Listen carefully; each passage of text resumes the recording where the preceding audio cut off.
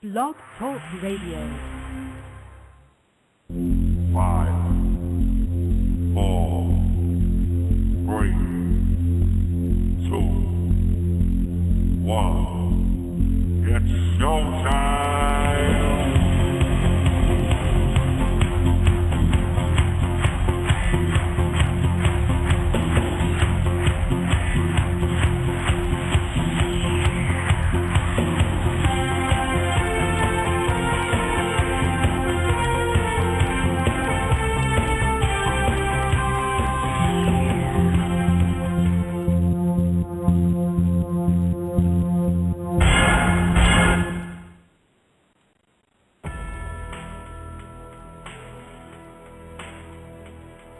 This is the Master, Chris Masters, and you are listening to WGS Radio on Blog Talk. Check it out. Hi there, I'm Chris Rogers from Rockin' Waves 11294, reminding you to listen to my show every Friday from 1 to 5 p.m. on www.blogtv.com/people/Chris Master1. Again, that's blogtv.com/people/Chris Master1 every Friday from 1 to 5. Rockin' Waves 11294. And you're listening to WGS Radio on Blog Talk Radio. Just as Hogan's Micro Championship Wrestling will suck later tonight, WGS Radio is on the air. How's everybody doing? Double V Billy Boudreaux, and I am a proud member of Sausage Anonymous. Yes, ladies and gentlemen, it is time for a WrestleDOWN discussion of wrestling now, and boy, do we have of subjects to talk about with you guys tonight. A whole lot of things. Also, don't forget, ladies and gentlemen, coming up later tonight, we're going to have Ashley's review of TNA No Surrender. Does it get the thumbs up? Does it get the thumbs down? Did it go the way he wanted? Does it get a good review? The only way to find out is to tune in right here a little bit later on in the show and find out how TNA No Surrender was for the Studley man, Ashley. So while we're waiting for the other guys to come in, I'm going to go ahead and introduce the king of NASCAR himself, Jordan. Jordan, how you doing? I'm doing pretty good, Double B. How are you doing today? I'm doing just fine here. And ladies and gentlemen, speaking of being just fine, I don't know if I should intro him like that. He might hit me for that. But it's the Studley man, Ashley. Ashley, how you doing this week? I'm doing just fine. I'm getting fucking excited. Come on. I get to play video games all weekend. Well, not all weekend, because Saturday was sold out. But yeah, who cares? I'm so excited. I'm going to disappear after this half hour and get practicing on Jet Set Willie.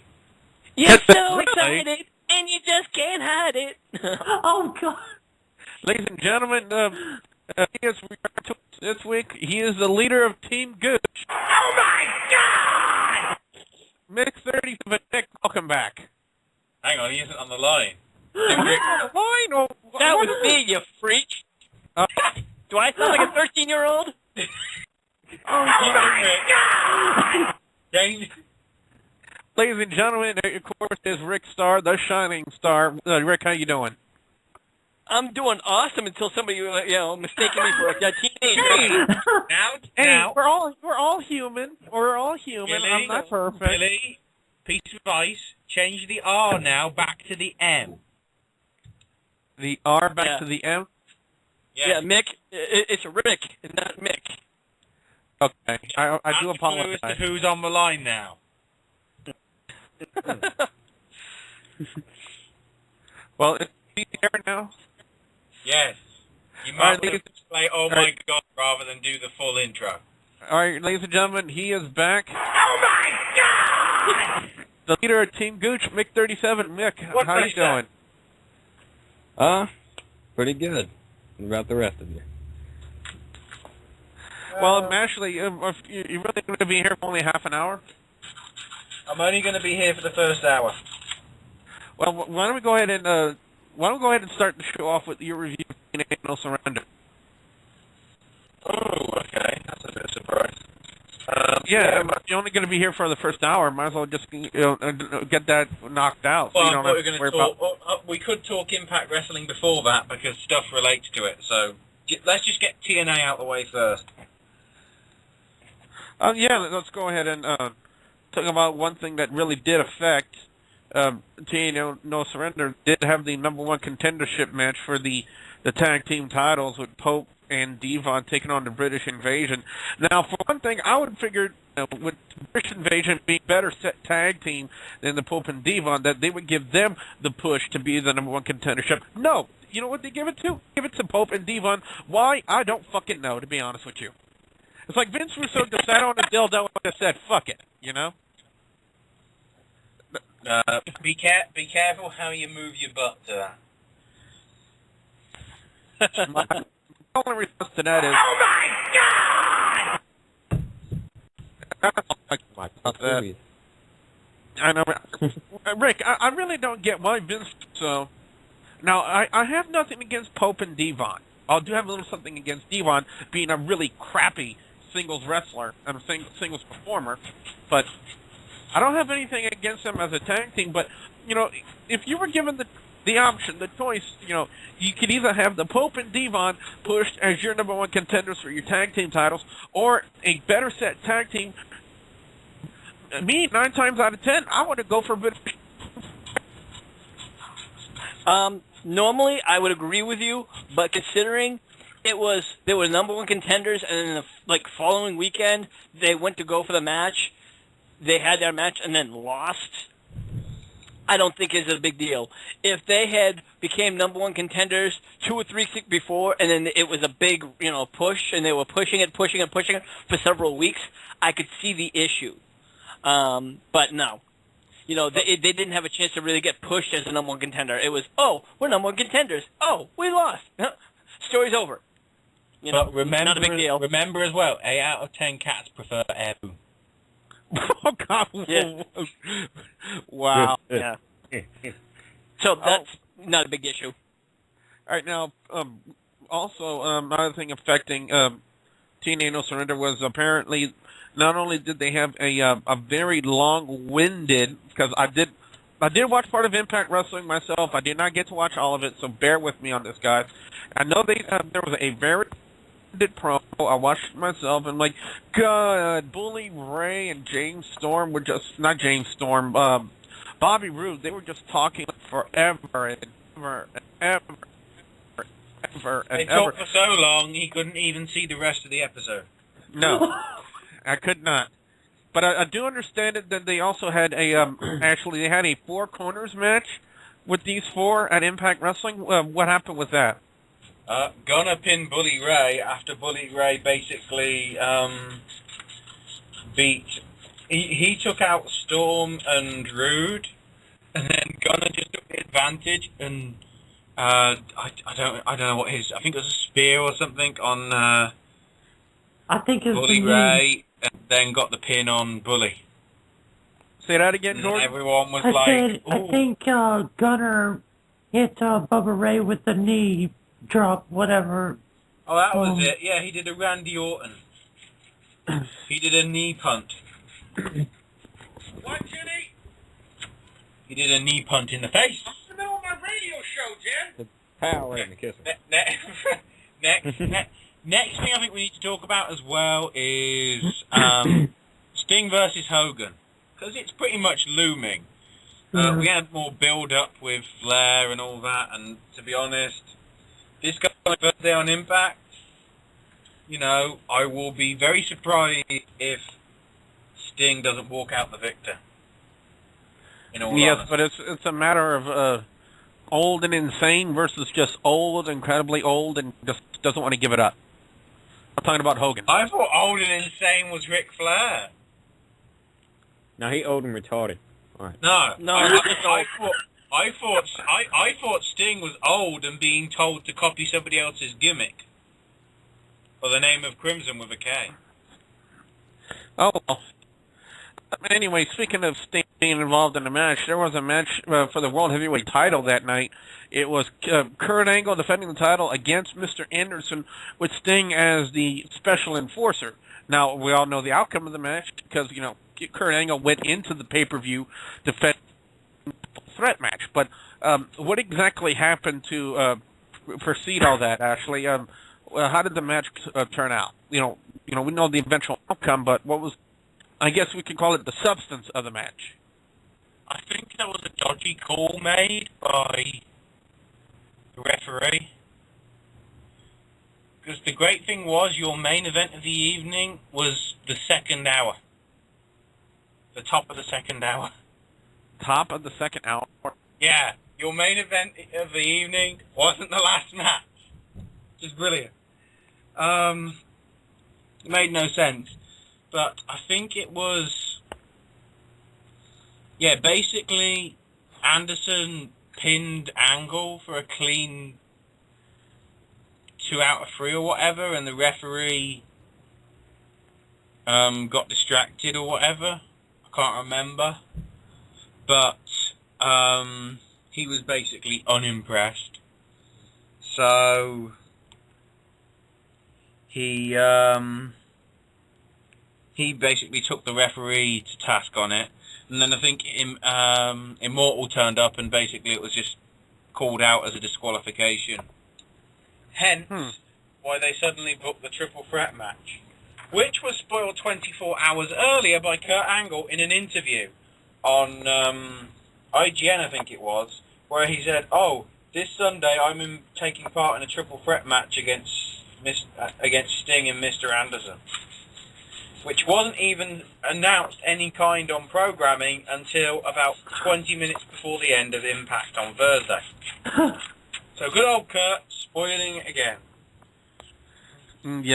Final thoughts on Impact Wrestling this week, Ashley? Not too bad of a show to go into the pay-per-view. Not brilliant, though. Could have seen better.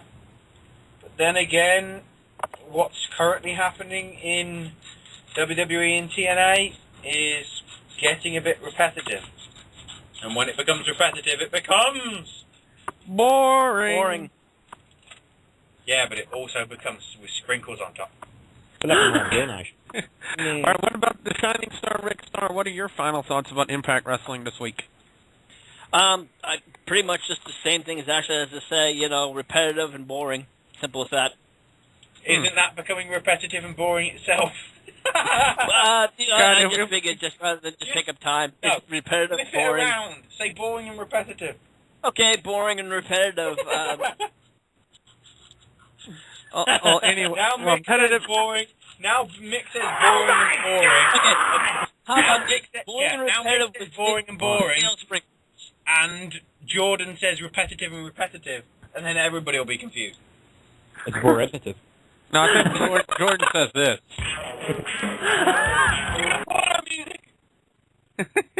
Well, anyway, Mick, any thoughts on Impact Wrestling this week? Besides repetitive and boring. Well, I was actually going to say this. It's better if you haven't watched it every week, because it was actually interesting just because of the fact that I didn't know what was going on, and I didn't really give a shit either. Wow. Ladies and gentlemen, by the way, the chat room is open right now. If you have any comments you would like to make, we will read them out loud for the sake of the podcast. Problem is, at the minute, there's only guests in the chat room, I believe. Yes. Jordan, what about you? Any final thoughts on Impact Wrestling this week? Giggity. Giggity? There you go. Give me the photo music. Oh, man. Bye.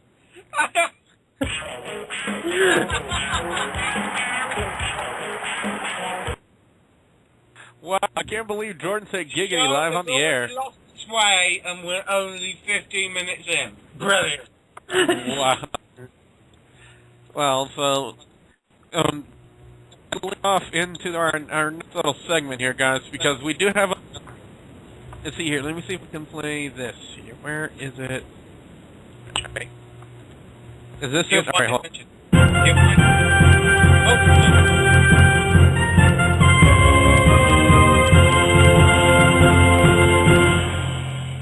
King News, Mick37 is gay. No, I'm sorry, that's not... No, let's get to dumb news. Rick, do you want to take it away? In fact, considering one Hardy's already in prison, I believe you have news that the other one may be going the same way, possibly. Well, yes. Wait, hold on. If Rick's gonna do it, we gotta do it proper. Oh.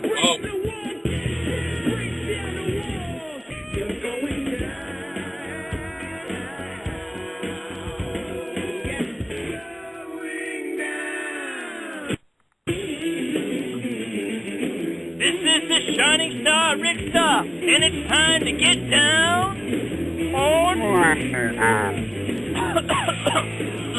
Sorry, I must have swallowed the flathead somewhere. Now, it's that time for me and Stubby Man Ashley do the news and review. As always, WrestleDOWN and Game Up are sponsored by the Wrestle Gamer Store at Cafe Prep. New names, new shirts, same attitude. Yep, been retro style. Let's go with the week's news and review. Hardy, stuck in jail. Hardy. Hardy jail break. Matt Hardy going to jail. Matt Hardy was arrested today. Was recently arrested for pulled over for DWI. At first, many thought he was arrested for drunk driving because he was, quote-unquote, all over the road. This was on Monday afternoon as he was, quote, hit almost two drivers at separate times. According to police report, cops saw Matt Hardy swerve into the curb and then back onto the road. He said... This is separate, Rick, to the Corvette incident last month. Yes, this is a new incident, brand new incident. So this is a second charge. So he had Matt Hardy had a slow and slurred speech, had sleepy eyes, and was very lackadaisical demeanor. This is a quote. According to the report, Hardy took the walk line test, but after taking 2 steps, Mr. Hardy lost his balance and failed to stay on the line. Now, he did take a breathalyzer and failed with flying colors. He got a 0.0 alcohol, which, according to the alcohol, he had no alcohol in his blood. But, so that proves he wasn't drunk. A drug and recognition officer went to perform the more tests, and as of this writing, he believed he was under the influence of drugs, but they couldn't prove anything, but they said he was not able to perform. He was not able to drive. He was not safe to drive, so they had to arrest him. So, right now, it's sad the way things have been going for Matt Hardy ever since that first DWI charge and his release from TNA. Then, of course, the whole attention thing that he did on YouTube with posting up that suicide note, and then the follow-up to announce his retirement from wrestling. And things are just taking a steady slope downhill for the Sensei of Magnitude, Rick. Wouldn't you agree? Yeah, I do have to agree. There is some kind of a fall from grace. I mean, I do feel bad for the man because, I don't know what's going on. I don't know why he retired. Last time I saw one of his videos, and he seemed like he was going to try to clean up. He was getting some kind of sobriety, and he looked fairly okay. But some people who have demons, they fall in and out of sobriety, but that happens. Right now with Jeff Hardy, who seems to be coming back, he looks pretty good. That's another, I wouldn't say really news, because he came back. We saw him in TNA this past week. A lot of people don't want to give him a shot, but I'm willing to give him another shot. And that's pretty much it for that one. SmackDown is considering going to Tuesdays live. Triple H sat down with the Miami Herald, and he talked. The new COO said that there was a strong possibility. This is what he had to quote. He said, "I'm sure if you asked Sci-Fi, this is what they would say. Yes, I'm certainly on the board. The beautiful thing to say about the WWE is truly a beautiful fluid product.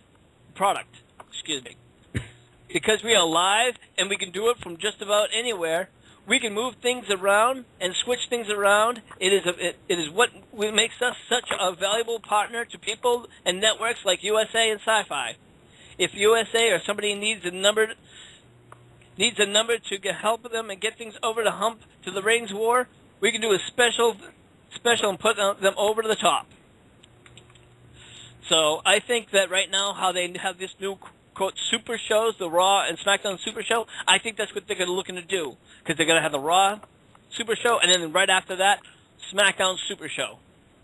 What do you think, guys? I'm not too keen on the idea of having two wrestling shows like that back to back, because it kind of gives the feeling like we're watching a wrestling show on Tuesday nights would either draw the feeling of either NXT or W back in the day. I'm not sure it would be a real good move. Wrestling fans are used to watching wrestling either on Mondays, Thursdays for Impact Wrestling, for those of you who are fans of Impact Wrestling, and Friday nights, close to the weekend, start the week with wrestling and end the week with wrestling. And they just want to start the week with wrestling back to back, and boom, you're done. I'm not too keen on that, to be honest with you. Ashley, what do you think? The only thing with that is, the only reason WWE are looking at it as a positive thing is it doesn't mean that everything gets spoiled about what happens. Exactly. Because that is the issue at the minute. The viewership for SmackDown is low, mainly because people either don't watch sci-fi or they find out via dirt sheets and everything 3 days before, which is an issue. Exactly. It's exactly an issue. And there's one thing I really do hate, guys and girls, and it's the spoilers. I mean, what's the point of putting it up? Spoilers. If you read the spoilers, then you're not going to watch the show. I want to watch the show, so I never read the spoilers. Never. Yeah, neither do I. Spoilers. No, yeah. Spoiler alert. We're a rare few, and some other people are a rare few, but there are those, and many, many, many, many people who just cannot.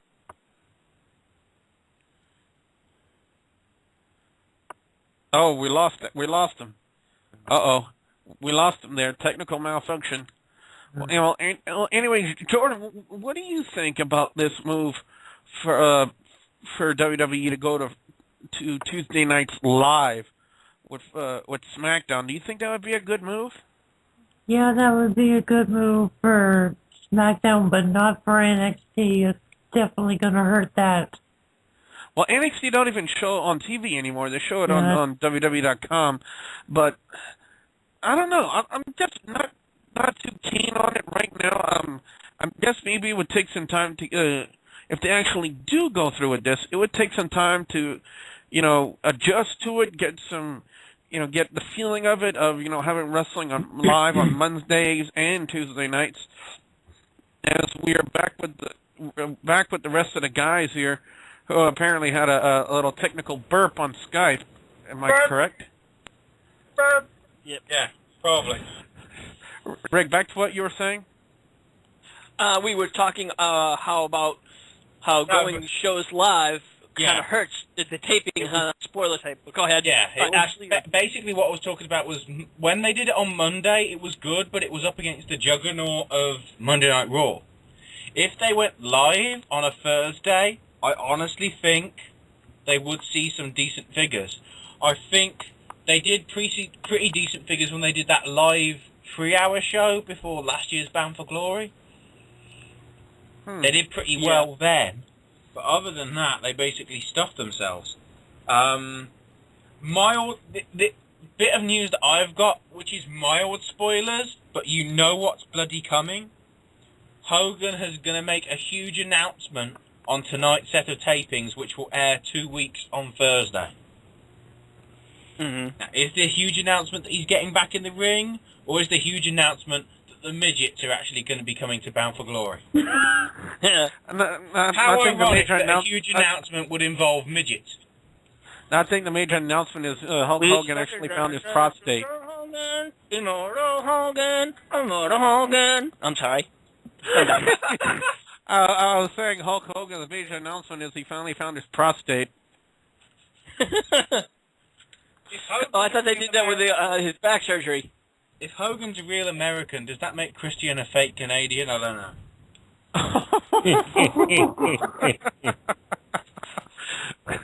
technically, all of Mexican America is fake Mexican. Well, I got some really big news here for you. Billy Gunn and Dolph Ziggler have been groping each other. Oh, yes. Yeah. Well, yes, come on. This is over Twitter, If you look at Dolph Ziggler, who's the first person you think of? Homos. Billy, a la his Billy and Chuck days. Because he's got the trunks, he's got the hair. All he doesn't have is the partner. Oh, wait. Yeah. No, just kidding. Yeah. And here's what he's worked out. His partner's Jack Swagger. Wait, what, Mick? Yeah. She looks more like Gorilla Monsoon now, but without the monk. Oh, that's a little harsh. Oh, God. I was going to say without the body hair. Yeah, I think with the body hair, just tucks it under. I do not want to be associated. Wait, we got a with question from the chat room. We got a question from the chat room from Sonic Fanatic. He's asking, is SmackDown Live on Tuesdays a permanent thing now? They have not officially. It was just a discussion. He has not. It's by no ways means yes or no. Triple H. It was good old Triple H going. Yeah. You're gonna have to think about that. It was a possibility. It's not official. I'm probably guessing if they do it when the WWE Network comes around, so possibly by then that it might be a yes. Now, my question until the question that also to follow up with that, Sonic Fanatic, if you want to post in the chat room, is do you believe it would be a good thing? And when you post it up, I will read it out loud for everybody to hear. To quote DDP, is it a good thing or a bad thing? Or is it somewhere in the middle thing? Not to quote DDP. Yeah, I'm just trying to fill for time. Speaking of good things, I believe this weekend Micro Championship Wrestling from Mr. Hulk Hogan is coming to TV. No, it's tonight. It's tonight at 10 o'clock Eastern. Oh, tonight. Whoa! Yes, on True God, TV. it's the homo midgets. Also, as well, I believe we have. It was announced as well today that Lucha Libre will be getting a second run on MTV2, starting from Saturday, October the 1st. Apparently at 10 in the morning. 10 in the morning? I'm just wondering whether it's 10 in the morning or 10 in the evening. I don't know. I'm going to guess 10 in the evening, but 10 in the morning wouldn't surprise me considering they're located in, Mexico. It's 10 in the morning Eastern. That Mexico still runs on like Eastern, Central, and whatever time. It's not like they have their own time zone. Not Mexico time. Sonic Fanatic has a reply in the chat room about the SmackDown. He says, I think it's a good thing as long as they don't show the replay on Friday, too. If they do that, I believe they would have to do the same thing to Raw, too. It seems injustice to show SmackDown twice a week and the flagship show, Raw, only once a week. Sonic, I hate to burst your bubble on there, but they have a little thing on Saturday nights called AM Raw. It's only a 1 hour show, but they do re-show Monday Night Raw on that. It's just a... Why not, due to the quality of matches that we've seen, bring back superstars? Because I think in the past few weeks there's been some damn good matches on superstars, which have never made it to air on TV because it's all online. I guess we'll have to wait 4 months till the WWE Network. That's probably what they're doing. Prime example, the series of matches Chris Masters, our guest from last week, had with Tyler Rex. He had some phenomenal matches with Tyler Rex. Started on Chris Masters. Yeah. Because now it's Hood Alert! Hood Alert! We're bringing the hood to you! Hood Alert! Oh, God. Yeah. For those of you who did not listen... We should have made some kind of sound effect for that, but we didn't. Apparently, JTG has been taking a pot shot at the Masterpiece himself. Because, as he's talked on various interviews, including an interview with us this time last week, which you can catch on the archive here and on Yo Cho, he was basically laying into the fact that how JTG still has a job. Well, JTG has got on the Twitter and has put this. I'm passing by this art gallery and I saw this artist getting rid of some junk. I picked one up and said, "Why are you getting rid of these?" He said, "Because it's a masterpiece." Now that's a pot shot. Wow, it's not really pot shot. Speaking of pot, somebody who might need this is Ric Flair. Because it's been announced today that Ric Flair is going to be appearing on the Cleveland show. Yeah, Ric Flair has hit the big time. He's going to be on the Cleveland show on Fox. No. Oh, wow. Yeah, that's hitting rock bottom because the Cleveland show sucks if anybody's watched it. That's a terrible show. Anyway, but those who just talk about hitting rock bottom, Linda McMahon will be officially announcing her plans to run for the United States Senate on September 20th. SmackDown, you'll vote. Oh my God, if she starts sinning, I'm going to go ahead and murder somebody so I don't have to listen to her shit. I'm just playing. I'm not going to murder anybody. I'll just hurt them to make them wish I murdered them. You know what I want? I want Bob Backlund to run again. Oh, God. I think it'd be irony if OJ JBL. Exactly. And by the way, ladies and gentlemen, if you don't agree with anything we're saying, well, we got this. This is Team and we are in WGS, the best running wrestling and gaming radio show ever, only on Blog Talk Radio. And if you don't like anything we say or do, 1, we respect your opinion. 2, fuck you. Should end a big good fight at the end of that. And a few other bits of news before we get to pay-per-view review.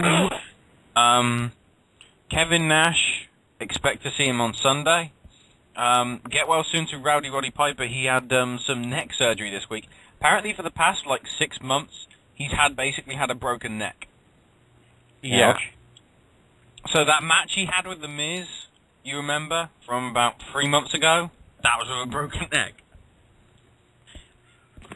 And the Also, he wrestled with a broken freaking neck. Yeah. Sorry. Also, I think he had a wrestling match with Terry Funk as well at the special show before SummerSlam with some of the veterans of the ring and everything. A side note as well that I want to mention, which is bloody brilliant. Due to Greg the Hammer Valentine no-showing the Macho Man Randy Savage's tribute show on September the 3rd. Can't believe I'm going to say this. Lanny Poffo has challenged Greg the Hammer Valentine to a sanctioned MMA match. Lanny Poffo. The genius Lanny Poffo. And Greg Valentine at the MMA? Yes, well, there is a little bit more behind this. Lanny Poffo does have MMA fighting skills, and the reason why that Greg the Hammer Valentine could not make it to that fight, to that match, was because Greg the Hammer, the mother, was on her deathbed. Apparently. Yes, it wasn't like, he just said, "Oh, I'm sorry, I'm just not going to go there." He was there for family. It was a family emergency. And he did even say, "Hey, look, the money for the cost ever, and I'll pay it." He did. Was just sending this whole thing because his brother, Randy Macho Man Savage, tribute show. Oh, you guys are coming in choppy. I do. I think that he's being an ass about the situation, and Greg the Hammer Valentine, who said, I'm sorry about what happened, but this is my mother, and I'm not gonna, family. Because he said in a quote, he goes, when business, family comes over business, family will always win first. Period. Yes. And he said it. So. And I don't blame him. Final bit of news, certainly while I'm here.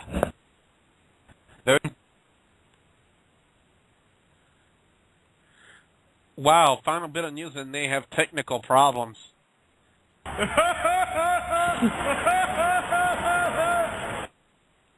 Wow. Well, while we wait for them to come back, let's. I want to elaborate a little bit more with what they said. When it comes to Lanny Poffo and Greg the Hammer Valentine, considering what the situation was, with Greg the Hammer Valentine's family being on the deathbed, of course, that's going to come first.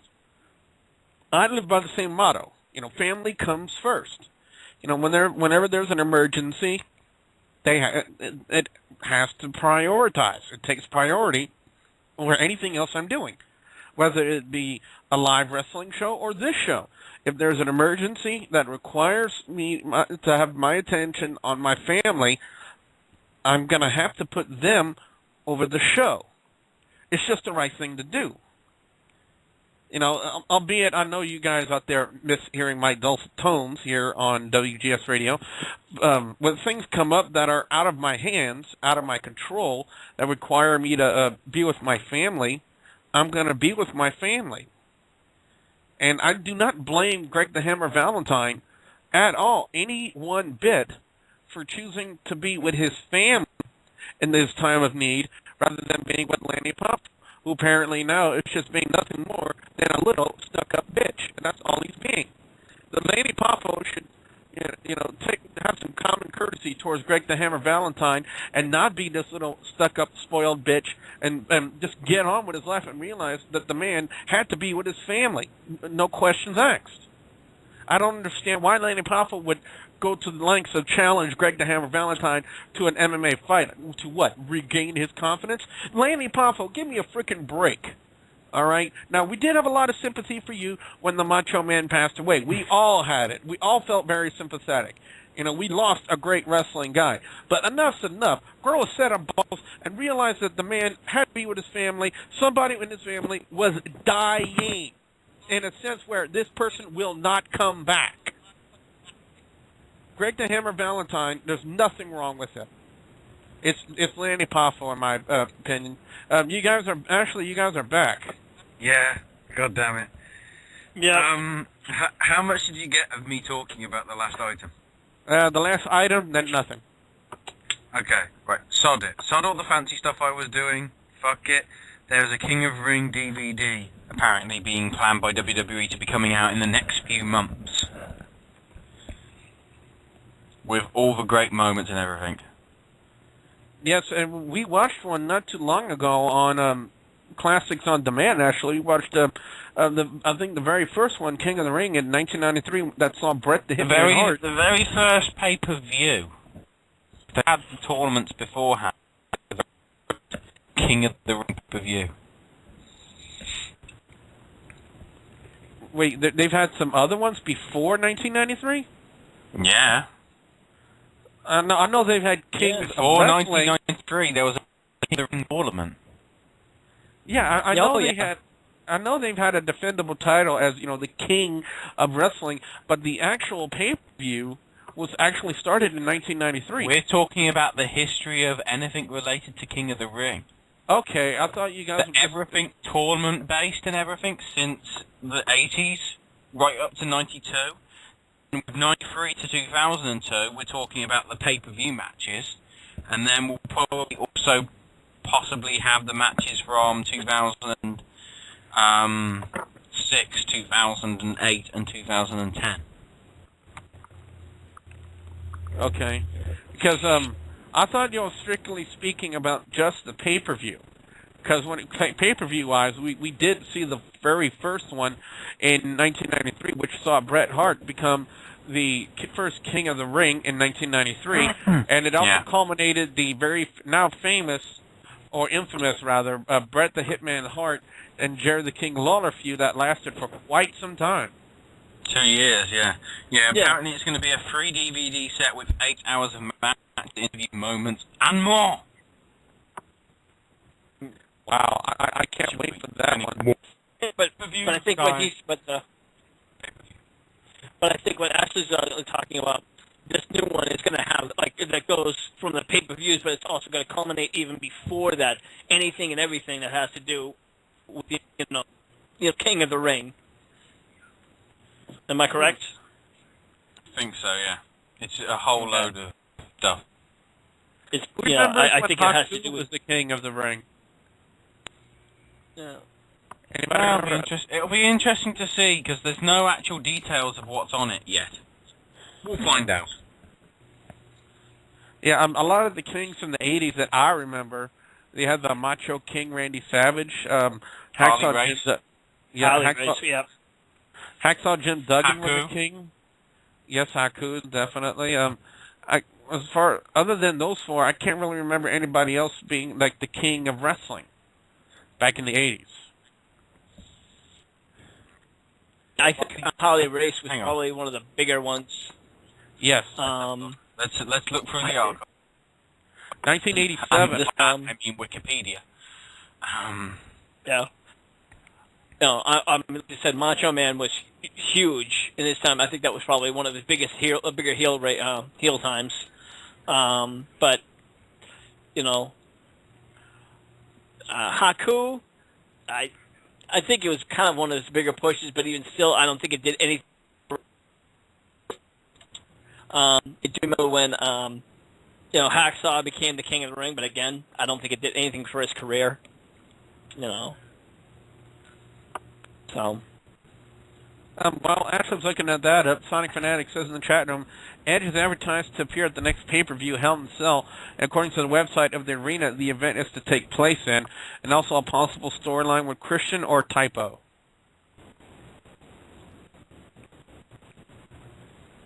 Oh, there was an interesting thing as well with the pay-per-view before I do my review, which is a bit of a spoiler.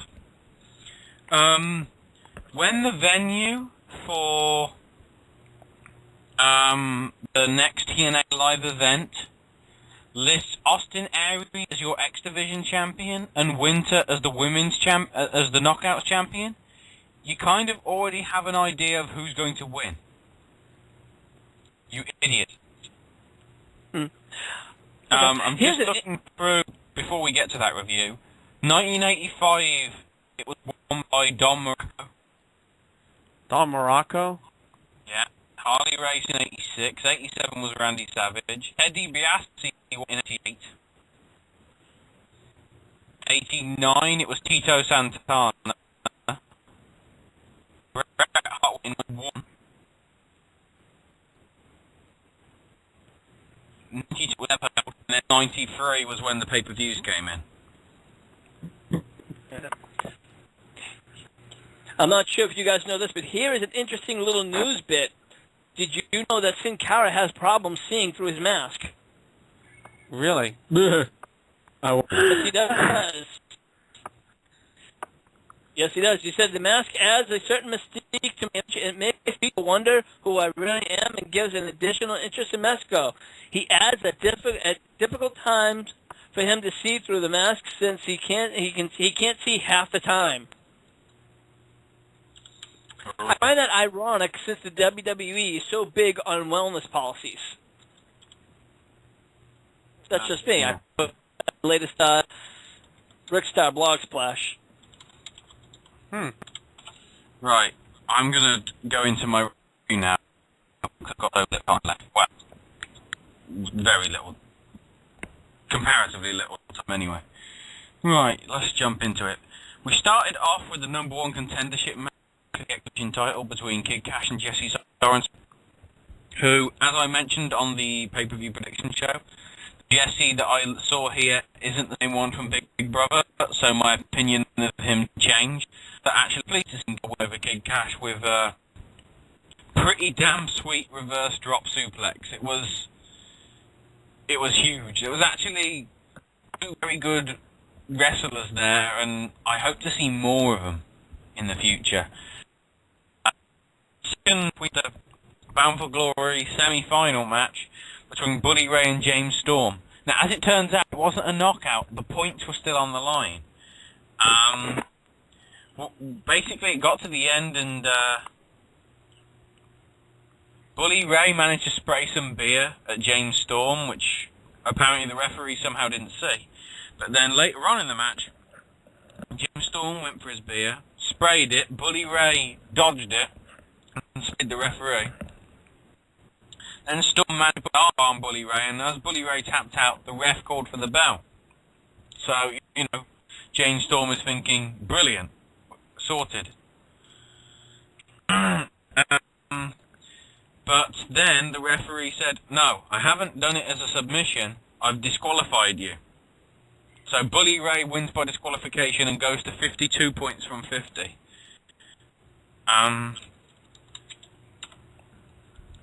Right, then So I had to think there for a minute because I was really like, this makes no sense.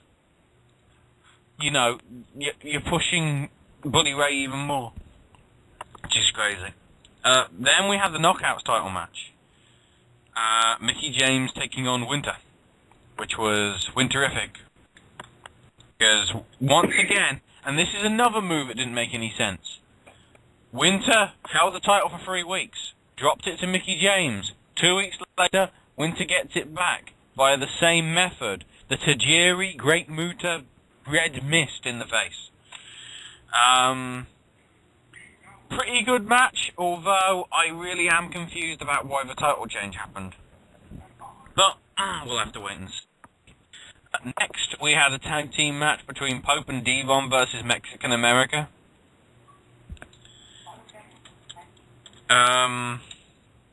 Yeah, silence there tells you everything. They didn't care about this match, and unsurprisingly, neither did the crowd, especially on the anniversary of 9/11. So because of that, let the American team win? No, let the Mexicans win. Thank God they didn't let the flag go down. Although, later on in the night, I will mention it now as a side note, because I thought it was a very interesting little screw the wrestling, let's go behind the scenes kind of thing. Rosita's father lost his life in the World Trade Center, and they actually did a little interview with her regarding her dad, which I thought was a very good move by TNA. At the start as well, they had the America the Beautiful playing, with Jesse Neal there in his uniform. Next up, match 5, we had Matt Morgan versus Samoa Joe, which went pretty much as I predicted. Samoa Joe was getting the crap, or was beating the crap out of Matt Morgan. Matt Morgan managed to get on the comeback, and Morgan got the win. And then pretty much afterwards, Samoa Joe just beat him down. Actually, major question about that. Was that match relevant to anything whatsoever? I think it was relevant to Samoa Joe basically trying to push his weight around. No joke intended. Does Samoa Joe even still have like a secured spot in TNA? By the way, I'm sorry, not TNA. I meant Impact. Or is he just kind of he's just there? Sidebar. He's just there. Yeah. At the minute, it's just a sidebar, but the storyline they're doing with him at the minute, to be honest, they could angle it into a way where he could get back in the picture for actual relevant storylines. Yeah, I agree. I think that's what he's doing. While Immortal is going on, nobody gives a fuck because they just hate on Immortal. Match 6. Another Immortal situation, but it's Gunner versus Bobby Roode, which was a pretty sweet match. Bobby Roode managed to get the submission, which meant that Bully Ray and Bobby Roode are tied. Oh, what are we going to do? What are we going to do? Bischoff comes out and goes, fuck this, we're having a tiebreaker. So as it turns out, the semi-final and the final actually is happening. So later that night, Roode versus Bully Ray for the #1 contendership. Next up, and surprisingly, considering the last pay-per-view, the opening match was the X Division title. This time it was held till pretty much right till the end, match 7. Kendrick versus Aries. Now this one was very good. A lot of good spots. A lot of moves where you clearly thought, okay, that guy legitimately injured himself. Oh wait, he's back up? What? Very good, but I think Aries managed to win with a spine buster. Oh no, that was in the next match. Oh, spoilers. I think it was just a suplex from Aries that managed to somehow put Kendrick out, but very good match. Spinebuster. As I was expecting. Aries had the title and did a victory lap like he was the Miz. All it needed was a hoorah, and it would have been match 8, the final, which wasn't supposed to happen, but it's tiebreaker, it's final, it's the final countdown. Oh, that actually did sound like the bloke from TNA. My God. Rude versus Ray, match of the night. Very, very good. It was clearly done in such a way because they were both knackered and exhausted from their first match earlier on in the night. So it was a 20-minute match or something, but it really expressed the way that it was putting both of them over. Bully Ray as the big heel and Rude as like the big face and everything. And thanks to, once again, I think it was a crossface submission on Bully Ray. Rude wins, and possibly overdue, but he now takes on the TNA World Champion at Bound for Glory. And that World Champion will be who? Oh, we get to that next. You know yet? Your main event was Kurt Angle in a triple threat, except they can't call it triple threat because apparently that's trademarked by WWE, which it isn't. Taking on Mr. Anderson. Wait for it. Kennedy. Anderson! Oh, sorry. And the man that what was it they called him? The Insane Icon. He's got a new... every week he has a fucking new different name. I just call him as a man called Sting. So it could be either Sting, Kurt Angle, or Ric Flair. Anderson. Yeah. Ric Flair. Ric Flair is insane. Come on. Well, yeah. $500 for Skype calls? What? Okay. Real quick, in everybody's opinion, if you were to see Robert Roode, Robert, whatever, face anyone for the TNA heavyweight title, who would you like to see him face? Anderson. Probably two out of the three there, Angle. Because when he takes the title from him, it'll mean more than taking it from Anderson. I agree. We already Angle know all the way. we already know his Sting is basically written into some kind of angle with Hogan at Bound for Glory. So that wasn't going to happen. Yeah. But and the way you got to take into consideration, what do you see in the future for Anderson? If you don't really see a whole lot in the future for Anderson, it could very well be Anderson for the title against Robert Roode. Well, what happened at the pay-per-view is this. Anderson basically... It was not a bad match, because Sting actually did a backdrop from, like, the top rope. It was, like, bloody... It was huge. It was like, you haven't done that in 20 years. What are you doing, you moron? But... I think it was... yeah, Anderson was knocked out of the ring by an angle slam or a mic check or something. Sting then basically went out to the crowd because he saw Hogan. Hogan sprayed something in his face, whether it was aftershave, whether it was mace, whether it was Hulk Hogan's own piss, I don't know. Oh. Yeah, it was paint from Hulk Hogan's beard. Oh. Possibly, yeah. Or perhaps it was one of the midget's tears. Oh, God. Oh, God. After that, Sting manages to do a pretty... It was Brooke Hogan's pheromones. Oh, God. Sting prepares to give the referee a scorpion... what's it called? Death Drive. Scorpion Death Drive, yeah. The Scorpion Death Drive, not realizing that it's Angle. Angle basically grabs Sting, gives him an angle slam. 1, 2, 3, and what could have been a brilliant world match, you ruined by having Hulk Hogan just come in with some spray. Overall, pay-per-view wise, I have to give it a 7. because the X Division matches were very good. The Bound for Glory series finals, certainly, and the Gunner versus Rude semi-final match were very good. And the World Heavyweight title was good, but then you've also got to take into account the negatives, which was the crappy ending to that, the not even care about the tag match or the Matt Morgan Samoa Joe, and the fact that you had a title change done so quickly in the Knockouts division, which apparently is the division you're trying to push. Well done, Karen Jarrett. You're failing already. Wow. Although That's she might vicious, bring man. it back in a couple of weeks. But that's spoilers, and we don't do spoilers. No. Except if I want to. But I'm on. Rick, did you catch the pay-per-view?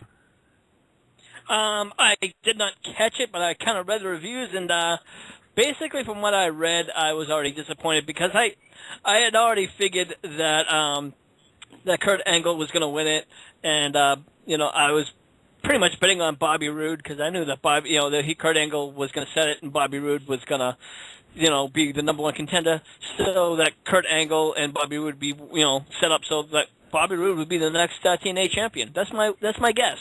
As far as the other stuff, Winter winning by spraying the blood. I mean, come on. They couldn't have figured out something a little bit more creative. I mean, they couldn't have she couldn't have knocked her out with the title, and it was just same stuff. They just hit the rewind button. Just imagine the spray came from another part of her body. They take them at that time of the month. She could have hit her with the drip pan.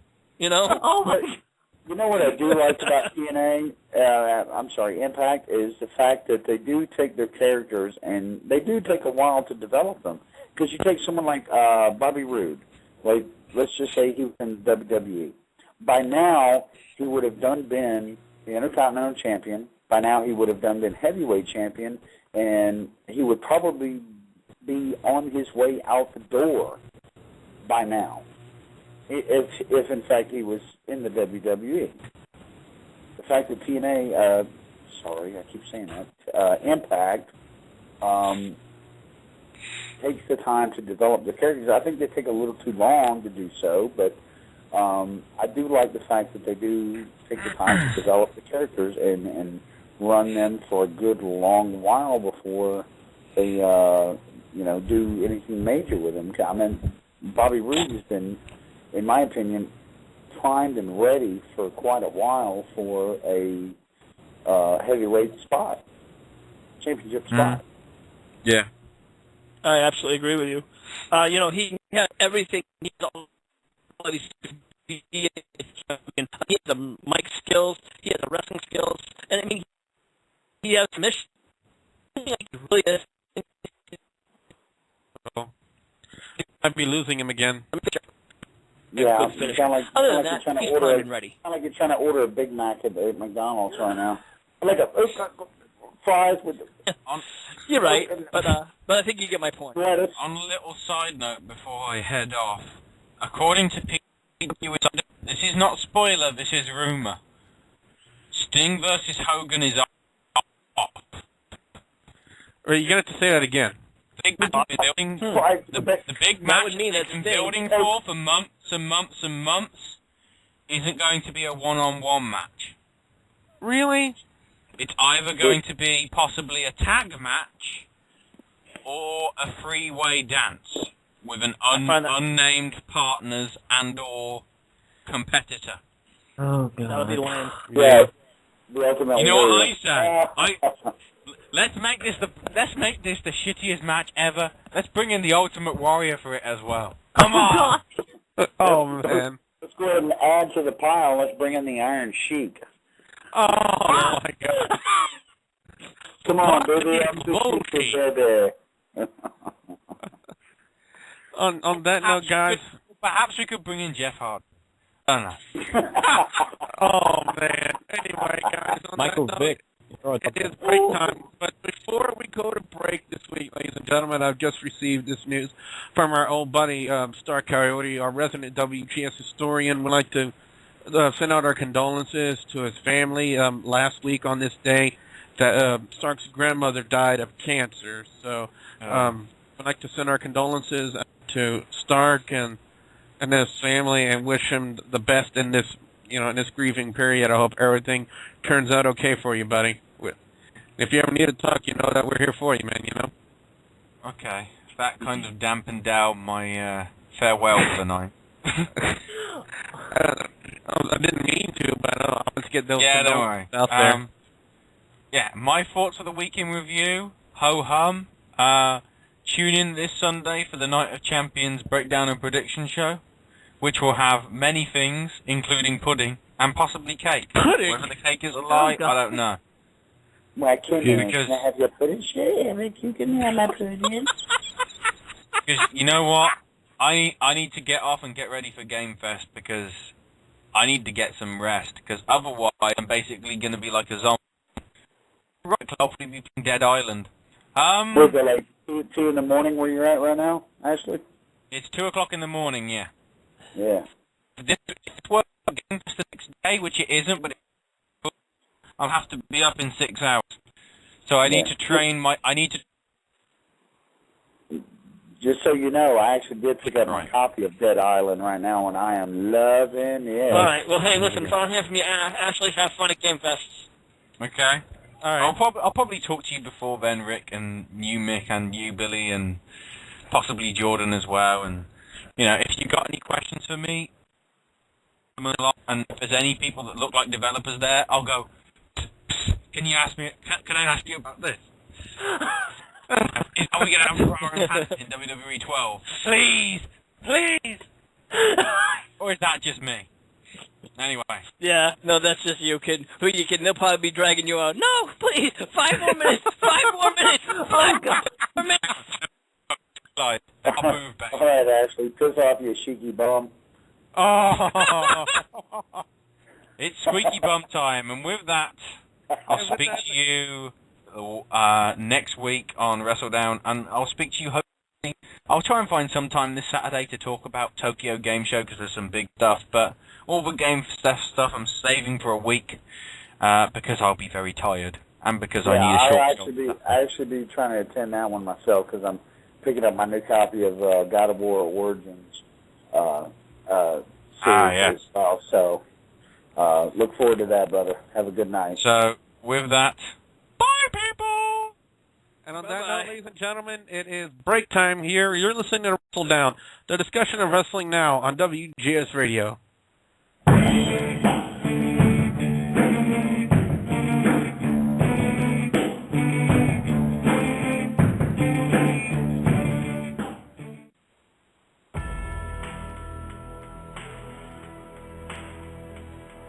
This is the Master, Chris Masters, and you are listening to WGS Radio on Blog Talk. Check it out.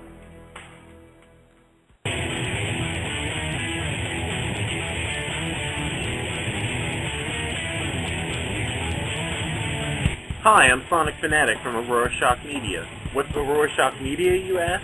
Aurora Shock Media is a group of 6 people whose purpose is to give you quality entertainment in the latest and greatest video games, movies, music videos, and programs. We also provide awesome vlogs and crazy stunts. And because there's 6 of us, we're always coming out with something new. For more information about Aurora Shock Media, go to aurorashockmedia.weebly.com. That's aurorashockmedia.weebly.com. And while you're there, check out some of our cool videos.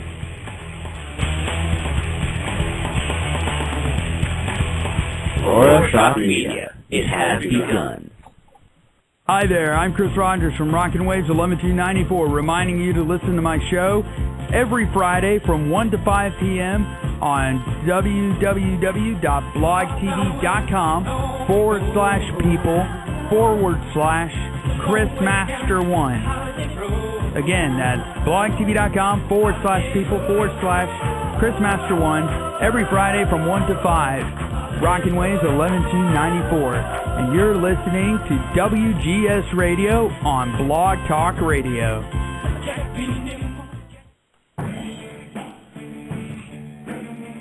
Ladies and gentlemen, the hottest place on the internet for wrestling and video games is, of course, WGS Radio. We got it all. News, reviews, interviews with some of the biggest stars in wrestling today, and yes, even... Oh my God! The leader of Team Gooch himself, McDirty says. That's every Wednesday and Saturday night, 7 p.m. Central Time. And of course, for pay-per-views, 2 hours before every pay-per-view for wrestling. www.blogtalkradio.com/WGS Radio. We'll see you there.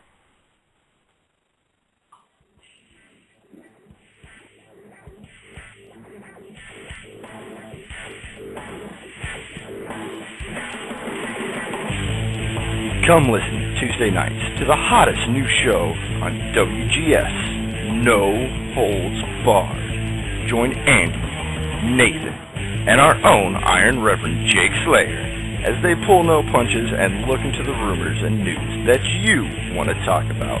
That's No Holds Barred, Tuesday nights here on WGS Radio.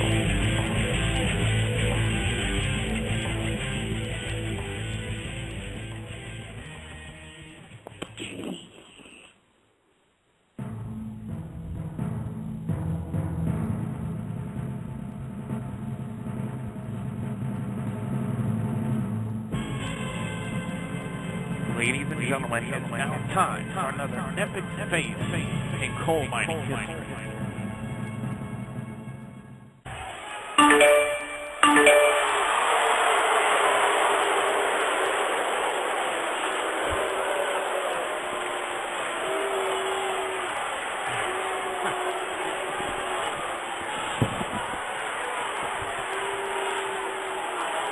Can I have your attention, please?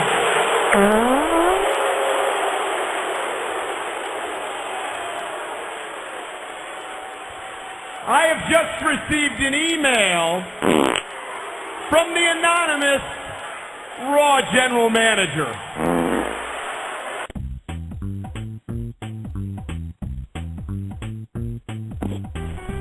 Hey, it's Studley Man Ashley here. And I'm here to tell you that if you want to get the best news and views on video games at the moment, then you should listen into Game Up every Saturday night, right here on WGS Radio. We'll take a look at some of the big video gaming news of the week, cover all the stories, whether they be stupid, fun, or downright serious. We'll also take a look back at some of the classic franchises and some of the classic games via reviews and retrospective look-backs. Make sure you're here every week, every Saturday. Okay. WGS Radio's Game Up. And if you're not, oh dear. That's the best show ever. That is biased.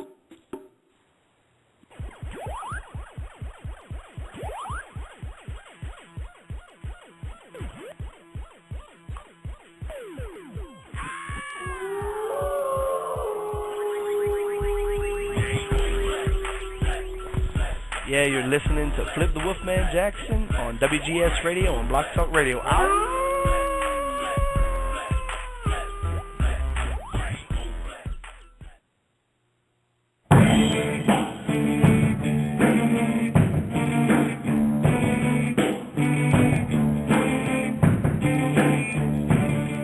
We are back to WrestleDOWN, the discussion of wrestling now on WGS Radio. I'm Don't V. Billy Mujo, and I have an unhealthy fear of sausage. Anybody? An unhealthy fear. Sounds like a personal problem, Billy. Obsession. Well, ladies and gentlemen, we still got a lot to cover. We still have Friday Night SmackDown and Monday Night Raw to take a look at. As we do that, we get Jordan here, the king of NASCAR, the king of chair shots himself, the one, the only, Mr. Nick Bondage, who, of course, we have the shining star, Rick Starr. And, Rick, do you have the leader of Team Gooch on your call? Yeah, he should be on the...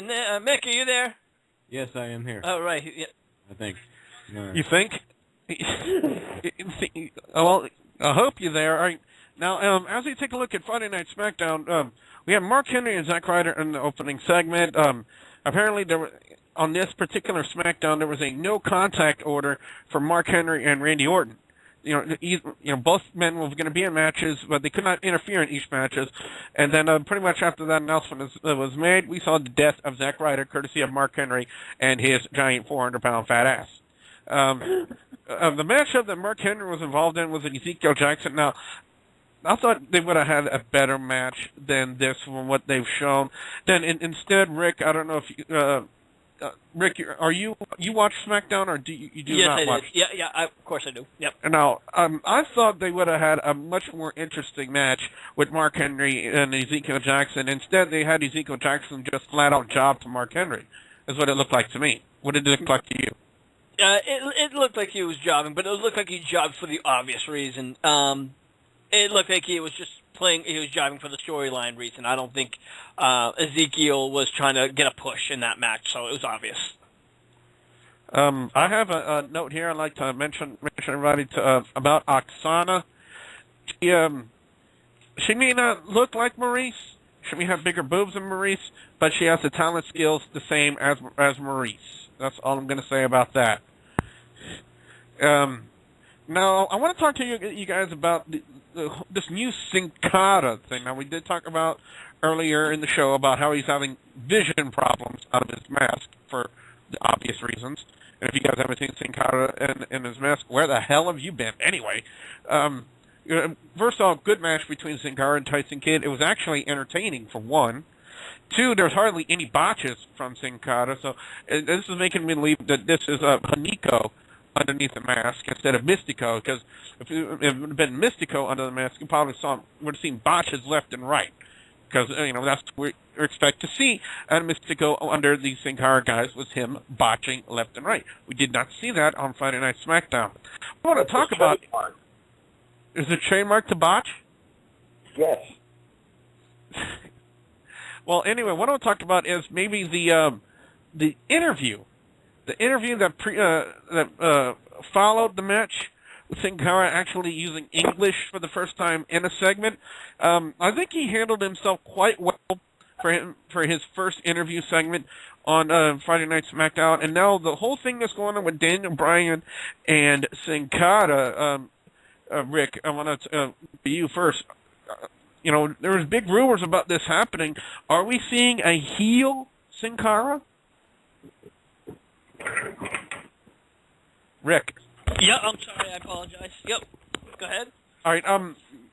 What happened with Sin Cara and Daniel Bryan Friday night?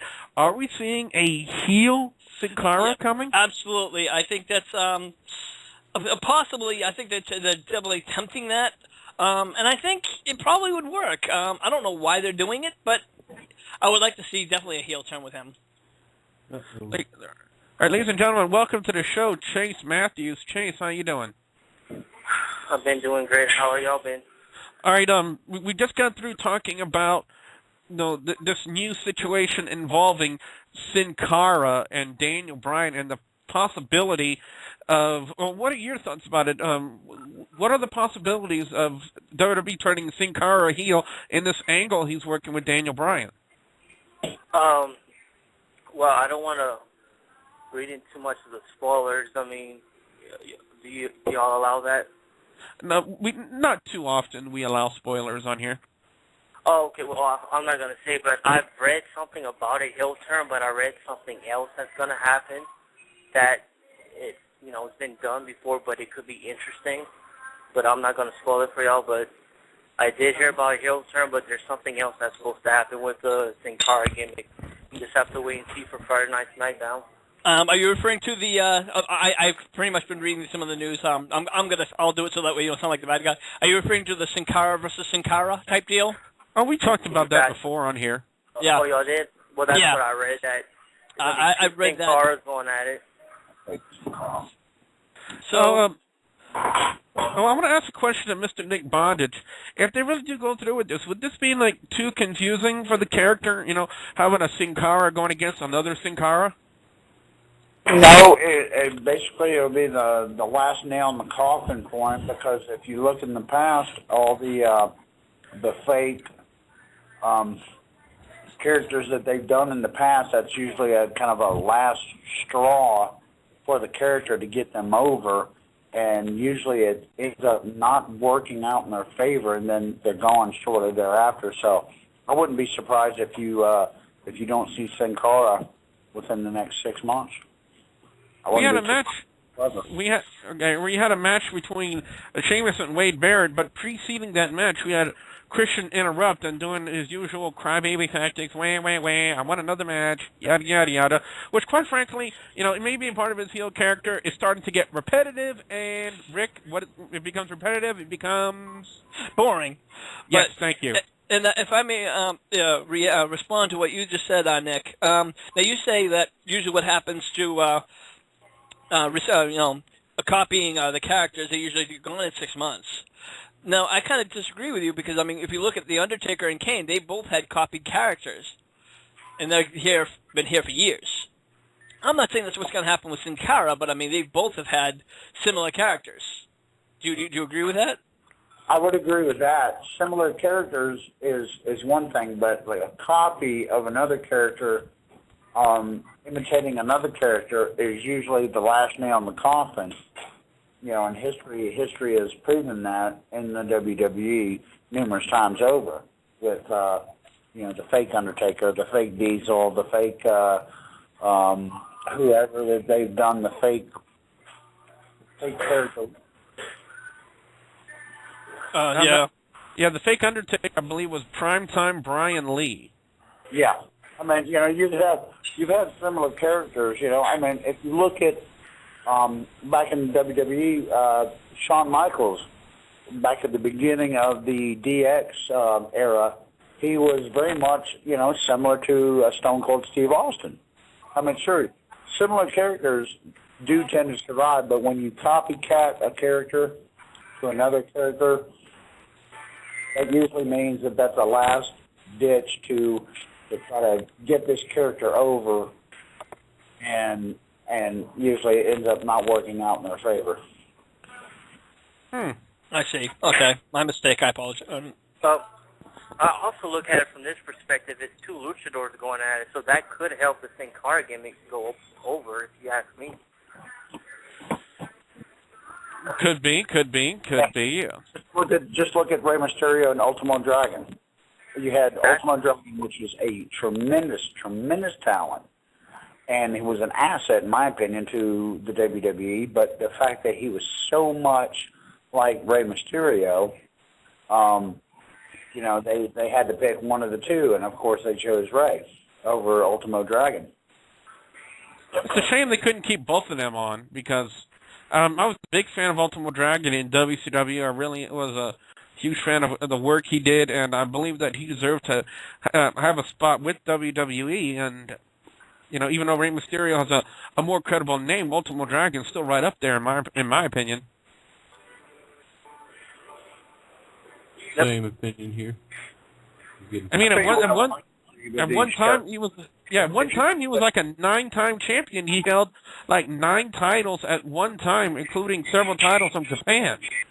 If you're gonna do a heel turn with Sin Cara, why not have him go against someone like Evan Bourne? That would be entertaining. That would be a long-running feud. It could be worthwhile than actually sell tickets and put some asses in some seats. Yeah, I agree. I think the problem with the WWE, and that's the problem that the WWE's had for a long time, is they only have one wrestler for one class. Like you said, they had one class of one Rey Mysterio for so many years. They have few wrestlers. Now they got like maybe 2 or 3 high flyers, but they don't have like 5, 6, 7, 8, 9, 10 of them. They really need to rebuild several classes, and they don't have a lot of heavy. Go ahead. I heard. I don't mean to interrupt you, but I heard that since Triple H has been taking more creative charge, he's trying to bring back the basics of wrestling. He's trying to bring back the tag. I'm sure y'all heard this. He's trying to bring back the tag division, the luchadors, and you can kind of see, not quite, but you can kind of see that happening. Hopefully they do something with Tyson Kidd, Tatsu, Sin Cara, Kofi Kingston, Evan Bourne. They all put them in that class of cruiserweight. So that's what I heard Triple H wants to do. I mean, Well, I'm not saying it's not true, but, you know, it... here's what you do. All you do is create another television show, like another Shotgun Saturday Night, and you showcase your cruiserweights and your luchadors on that show, or your B team guys on that show, so let them get an opportunity to wrestle. You know, you bring in maybe a name every now and then on that show, you know, a bigger name, and have them wrestle against somebody like that to better improve them, to bring them up to a SmackDown or a Monday Night Raw show. Exactly. And then that way we still get a chance to see them. Possibly, yeah. You know, that's the formula. That's how it works. Final recap on Friday Night SmackDown. We opened up with the Mark Henry Zack Ryder segment. Mark Henry defeated Ezekiel Jackson. Sin Cara defeated Tyson Kidd. Then we had the segment involving Sin Cara and Daniel Bryan. Kelly defeated Natalya. Then we had the Sheamus defeating Wade Barrett by disqualification, courtesy of interference by Christian. Air Boom, the combination of Kofi Kingston and Evan Bourne, defeated the Great Khali and Jinder Mahal. And the main event, Randy Orton defeated Cody Rhodes. Match of the night, hands down, my opinion, guys and gals. I got to give it to Sheamus and Wade Barrett. Even though the finish was quite crappy with a disqualification victory, you know, it was also quite predictable considering the exchange that happened before the match with Christian and Sheamus. You got to figure, you know, in one facet or another, Christian's going to interfere in this match, and interfere on Sheamus. So, other than that, Sheamus and Wade Barrett match of the night. Second place goes, you know, hands down to Randy Orton and Cody Rhodes. Great match between these two. Starting with you, Jordan, what are your thoughts about Friday Night SmackDown? It's not a bad of a show. Not bad at all. You have a pick for match of the night? I think it's Randy Orton versus Cody Rhodes. We're guessing. Mr. Nick Bondage, any thoughts on Friday Night SmackDown? Yeah, my match of the night would have to go to Mystico and Tyson Kidd.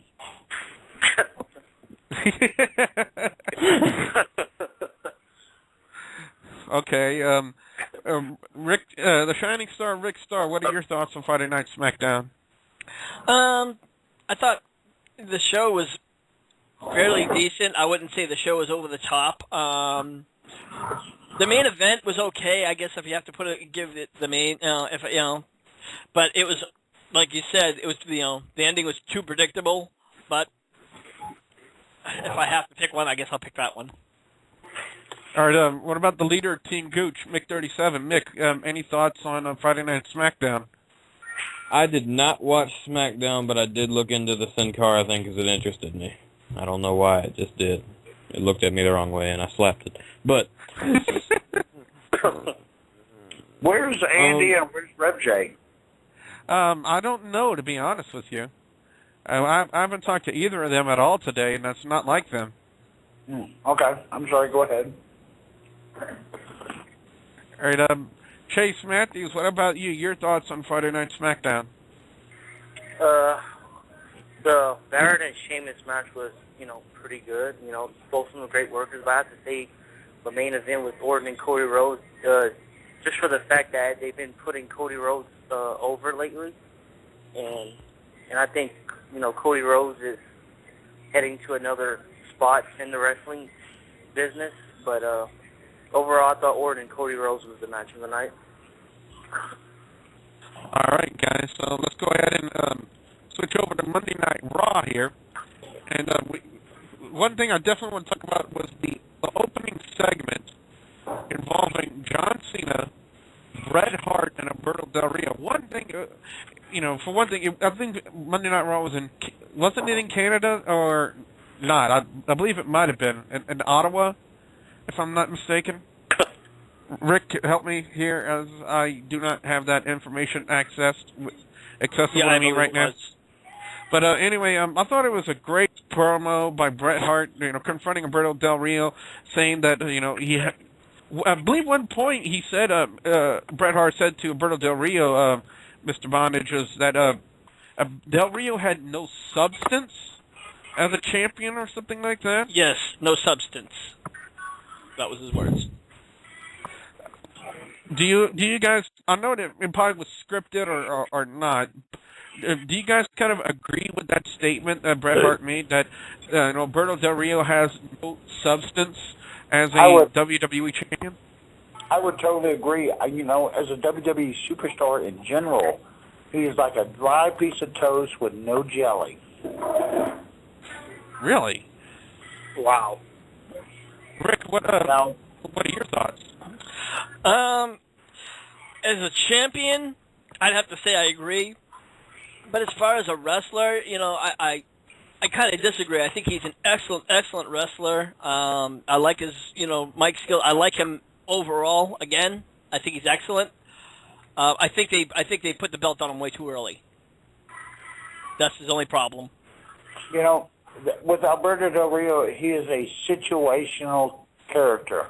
Meaning, you put him in a situation, he will exceed and excel. But if you just have him by himself, him versus the rest of the WWE Universe, he's going to fall short because he has no substance.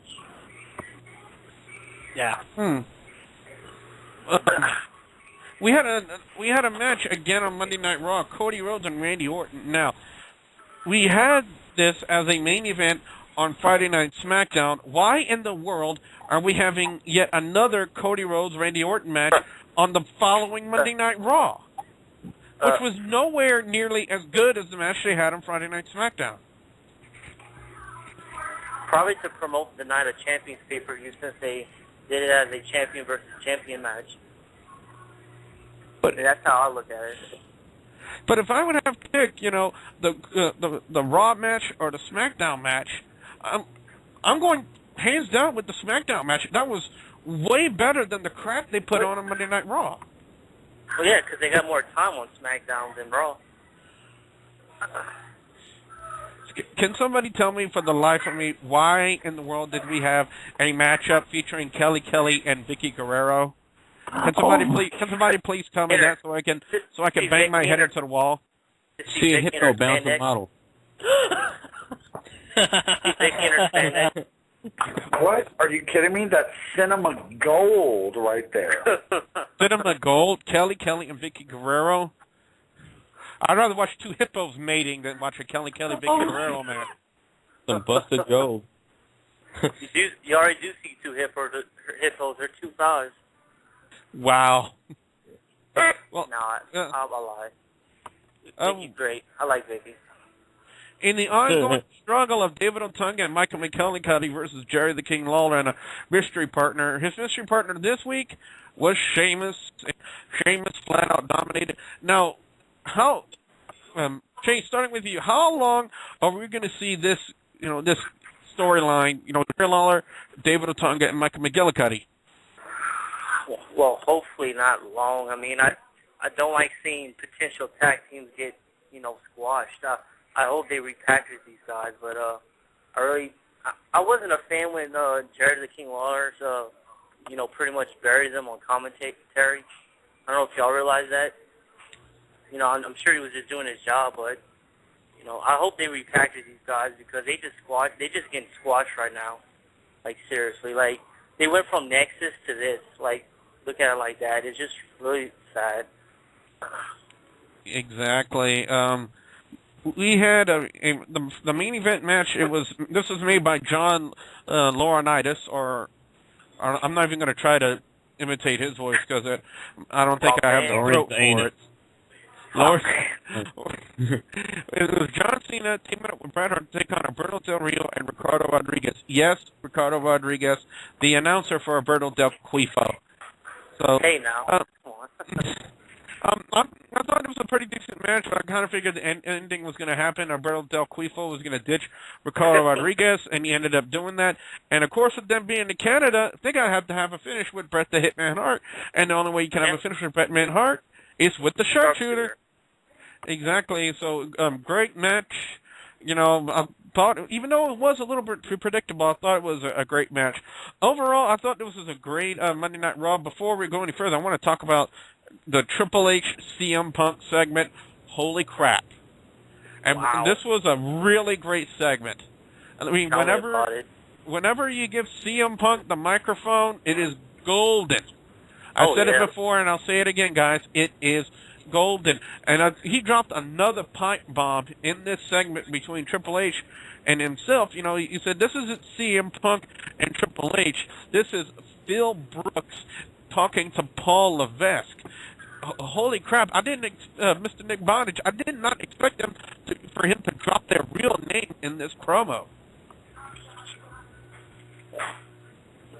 Well, you got to think. I mean, what other avenues have the WWE not gone on other than shoot? You know. So it's tapping into a resource that they've never really tapped into yet. You know, and it gives the hint of a shoot. You know, I'm going to call you by your real name. You're going to call me by my real name, and it's going to make it seem that much more intense. The fact that I hate you, you hate me, so we use each other's real names. Rick, what are your thoughts about the whole segment involving Triple H and CM Punk? I thought it was a great shoot.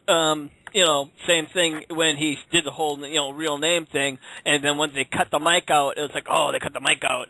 And then Triple H said, hey, give me the mic, and then they cut the mic out again. I'm like, okay, you know, he's supposed to be the man in charge, and they're cutting the mic out again. Apparently, Triple H isn't pulling the string, so apparently he doesn't have, you know, he's not the man behind, you know, Vince is still pulling the strings. That tells us, you know. So, and then, you know, once we saw CM Punk, you know, deck him, that was it. Match of the night, ladies and gentlemen, I got to give it to John Cena and Bret Hart versus Alberto Del Rio and Ricardo Rodriguez. Well, think about the other matches we had. We had Alex Riley and John Morrison defeating Dolph Ziggler and Jack Swagger. Big whoop. Cody Rhodes defeated Randy Orton. Again, this was nowhere near as a match as the one they had on Friday Night SmackDown. Kelly defeated Vicky Guerrero. Now, come on. If Vicky Guerrero went over on Kelly, I'll be like, what the fuck? Is Vince Russo writing for Monday Night Raw? And then, of course, we had Sheamus and Jerry Lawler defeating David Otunga and Michael McGillicuddy. It was all right. Miz and Kofi Kingston, I thought it was an okay, especially for the fact that they're supposed to build towards the tag team title match they're supposed to have, you know, Air Boom versus The Miz and Little Jimmy, R-Truth. Please. So I got to go with, you know, John Cena and Bret Hart versus Alberto Del Rio and Ricardo Rodriguez as my match of the night. Starting with you, Jordan, your thoughts on Monday Night Raw this week? It was a very good Monday Night Raw. And I guess the match, and the match of the night, I guess, is the Bret Hart and John Cena tag match. Whatever. All right, Mr. Nick Bondage, what are your thoughts about Monday Night Raw this week?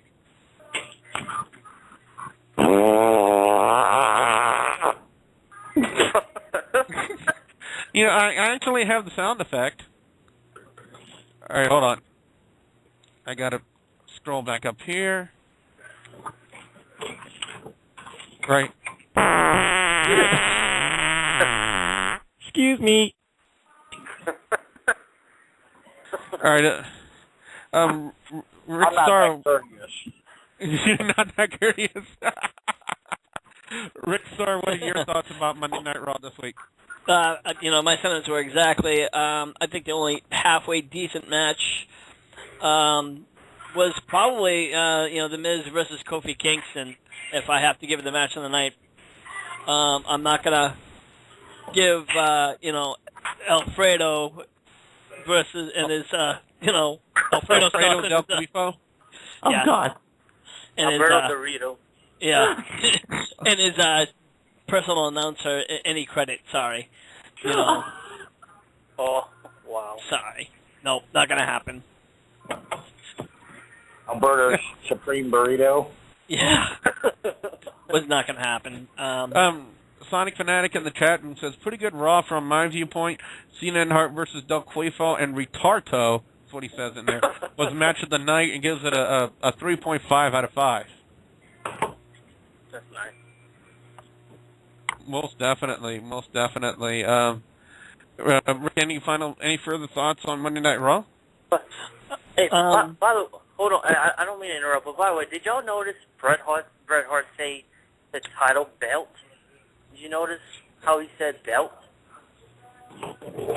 Not really, to be honest with you. If you go back and watch it, he says the title belt. When is the last time you actually heard that on a WWE show? That's old style. Not exactly. Yeah. And I believe it or not, and although it was a repeat match after a repeat match, I kind of did like the Randy Orton versus Cody Rhodes match. The repeat. I'm getting sick of the repeat matches, but I don't know why they're constantly repeating the same matches when they are bringing same people. You know, from SmackDown versus Raw, they have more people. They can mix stuff, and they're doing the same thing. I don't get it. It makes no sense to me. Mick37, the leader of Team Gooch. What are your thoughts about Monday Night Raw? My thoughts about Monday Night Raw is I don't remember it very well because of personal things that were going on.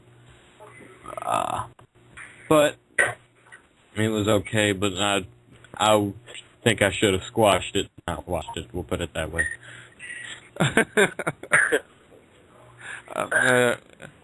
Chase Matthews, what about you? Your thoughts on Monday Night Raw? I thought it was a pretty good show. The Cena-Hart match with Alberto Del Rio and Ricardo was entertaining. The CM Punk, anything with CM Punk is awesome, but I thought Vicky Guerrero in a spandex... Chase, I hate to interrupt you, but Sonic Fanatic says he said world title, and he didn't refer to the World Heavyweight Championship. He was referring to the WWE Championship. Don't think that he says he doesn't think that happened since the World Heavyweight title was created. That's what he said in the chat room. Yeah, I could have sworn Bret Hart said belt. Anyway, yeah, CM Punk stuff was awesome. The Vicky Guerrero ass shot was awesome. I'm kidding. Oh, no, you know what? You get that. Hey, me and you were going to fight if you said no. Overall, it was a pretty good show. Awesome, awesome. Now, before we get to final thoughts of the week, now that I have you and Mr. Bondage here, we got to get you guys to talk about this, starting with, it was just announced earlier in the show that Matt Hardy has yet again been arrested on another DWI charge. Taste. I think he's just looking to up his Twitter accounts, like the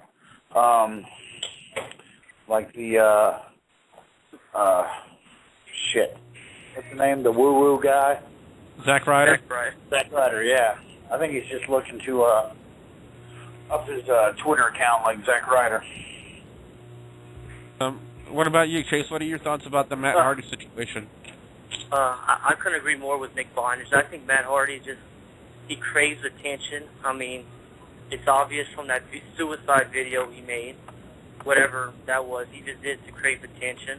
And it seems to me, now you look at the Hardy Boys, you don't see former tag team champions. You see a alcoholic and a pothead. So exactly. It's like Matt Hardy he's just got serious problems. I just think he's doing it for his Twitter account, his YouTube channel. That's all he wants is attention.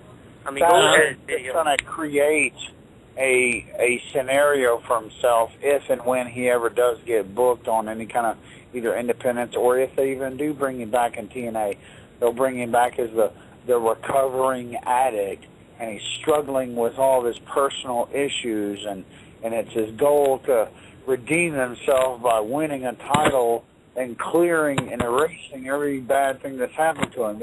All you're doing is creating a scenario for himself. I've seen it done 1,000 times. Yeah, I think with all due respect, I don't think he's doing it for attention. I mean, don't get me wrong, we know that he's looking for attention in other ways, but I don't think if anybody wants attention, this is the worst way you do it, by using drugs. I'm sorry, guys. I know you guys are the best. You guys do this in the business, but I think you're dead wrong on this one. I'm sorry. I disagree with you. Well, he obviously has problems. I mean, yeah. He probably didn't do it to get attention, but I mean, you can't deny that he does crave the attention from his Twitter and YouTube channel. No doubt on that one. With Jeff Hardy, let's just take Jeff Hardy for example. Yeah. Now, of course, He's always had his issues with his drugs and his alcoholism, or whatever issues he was having. And right there at the very end of his WWE career, they gave him the push of a lifetime and actually awarded him the title, even though all of this was going on, because everybody knew about it. So it was kind of a backstory for him, that even though all that was going on, he still strived and reached to the top and achieved the brass ring and became the WWE champion, even though all that was going on. So, I mean, with all due respect to you, it is a ploy. It is a fabrication that he's putting forth to gain him attention in the wrestling world, to do basically the same thing. So what you're saying, in his mind, he's thinking, hey, if I do these drugs, I might get attention, hypothetically. No. Not if he's doing these drugs, I mean, because all the wrestlers are doing these drugs. But if I go on and publicly admit that I'm doing all this, then people will take pity and sympathy on me, because, he was one of the greatest tag teams ever. I see. Okay. Now he's all strung out on drugs. So let's pity him, and let's make something of it and do something of it, Maybe. Yeah, maybe you're right. Okay. Hey, guys, I want to address a statement Ministry of Darkness made in the chat room. He says, I don't get with Raw. It's now Raw and SmackDown, but they're still keeping it as Raw matches and SmackDown matches. What's the point?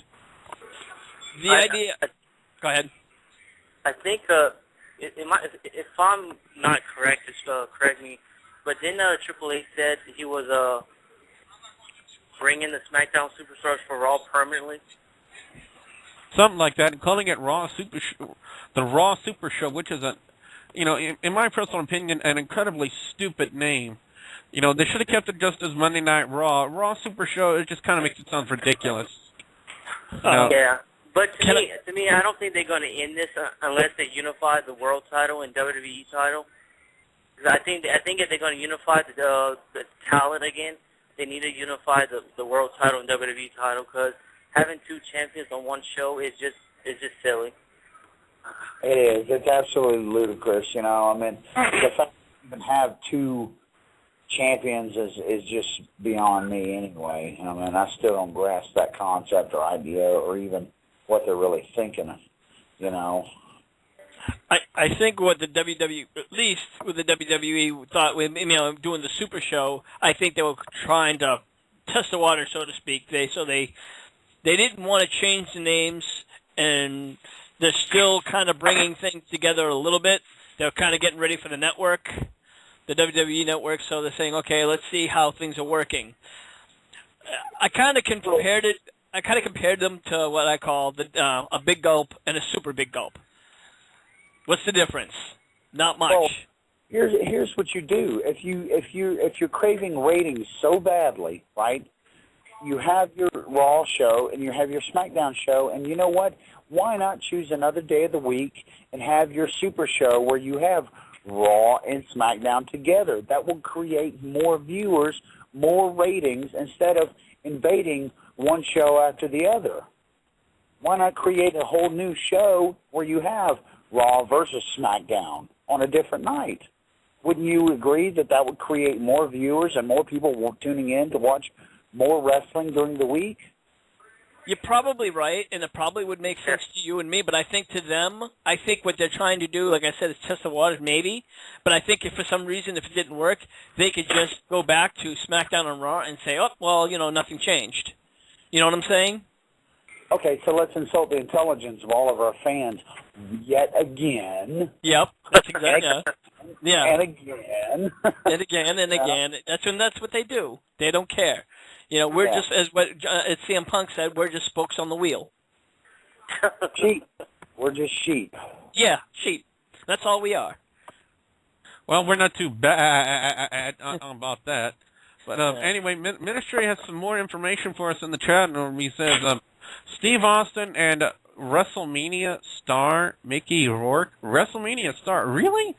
Anyway, he says, I've officially signed on for the Expendables 2. Okay, my only beef with that statement is, why the fuck is Mickey Rourke a WrestleMania star when the only thing he did was get in the ring and knock out Chris Jericho? That was the only thing he did. I just don't understand that statement, to be honest with you guys. Stan Sweetcan from Louisiana Wrestling did the same thing. Was he in a major motion picture? Was he in Sin City? Was he in The Expendables? Hell no. Knocked out Chris Jericho? Yes, he did. Unbelievable. Well, anyway, let's go to final thoughts of the week, starting with the king of NASCAR himself, Jordan. Jordan, your final thoughts of the week.